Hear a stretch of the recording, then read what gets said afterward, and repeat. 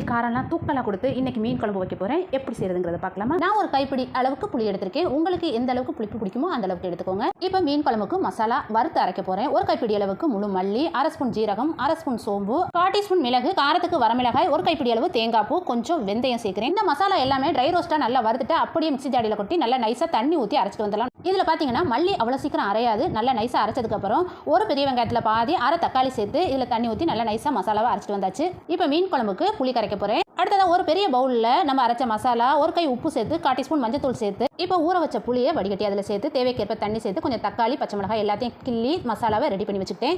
மீன் குழம்பு தாளிக்கிறதுக்கு அகலமான பாத்திரத்தில் ஒரு குழிக்கரண்டி ஆயில் எடுத்திருக்கேன். ஆயில் நல்லா சுடு வந்ததுக்கப்புறம் 1/4 டீஸ்பூன் வெந்தயம், 1/4 டீஸ்பூன் கடுகு சேர்த்து நல்லா வெடிச்சு வந்ததுக்கப்புறம் ஒரு பெரிய வெங்காயம், தக்காளி, பச்சை மிளகாய் இது எல்லாத்தையும் நல்லா வதக்கிட்டு கொஞ்சம் மிளகாய் தூள் போட்டு நல்லா வதக்கிட்டு கடைசியாக கை நிறைய கருவேப்பிலை சேர்த்து நல்லா வதக்கினதுக்கப்புறம் நம்ம கரைச்சி வச்ச மசாலாவை அதில் சேர்த்து ஒரு 5 மினிட்ஸ் நல்லா கொதிச்சு வந்ததுக்கப்புறம் ஃபர்ஸ்ட் மாங்காவை சேர்க்கிறேன். மாங்காய் 2 நிமிஷம் வெந்ததுக்கப்புறம் கிழக்கு மீன் சேர்க்கிறேன். கிழக்கு மீன் கொஞ்சம்